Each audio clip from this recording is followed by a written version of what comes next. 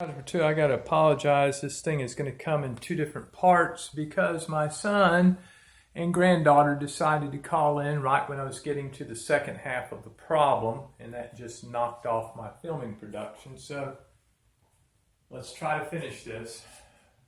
The second equation to be solved, as I was saying earlier, if this will factor, you ought to factor because it's simpler, but not all will factor. So now we're going to go to the second example where the lead coefficient is not 1, and we'll go through a similar process with one small adjustment.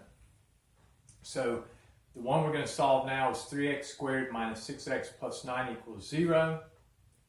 That leads to 3x squared minus 6x equals negative 9, and I get there by moving the constant again to the other side.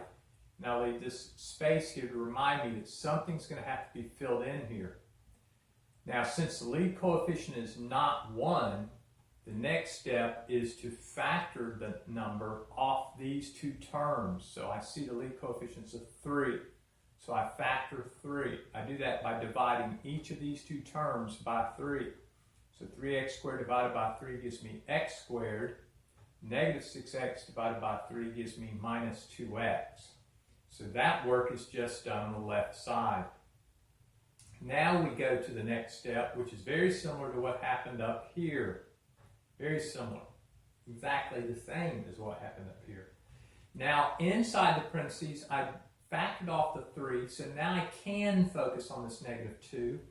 I take half that number, negative 2, and I square it, and I place it inside the parentheses, right behind the minus 2x. I still have the 3 out front, though, and it's multiplying everything inside. So since there's now something new here, I have to balance this equation by getting it over here on the right side as well.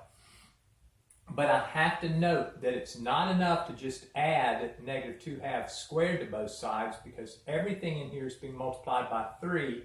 I have to look at that number, multiplied by the new thing that I just put inside, and that's what I add to the other side as well. So now I have 3 times the square of negative 2 halves on the left side introduced new, and so I balance it by adding it on the right side as well.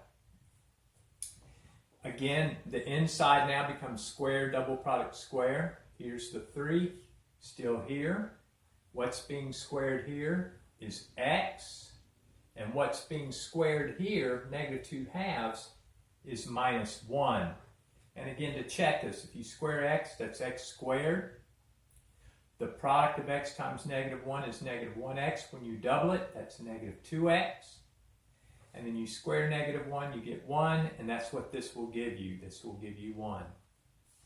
The right side, we have negative 9, and the negative 2 halves is negative 1, which squared is 1, and 3 times 1 is 3. So over here we have negative 9 plus 3, and that's negative 6.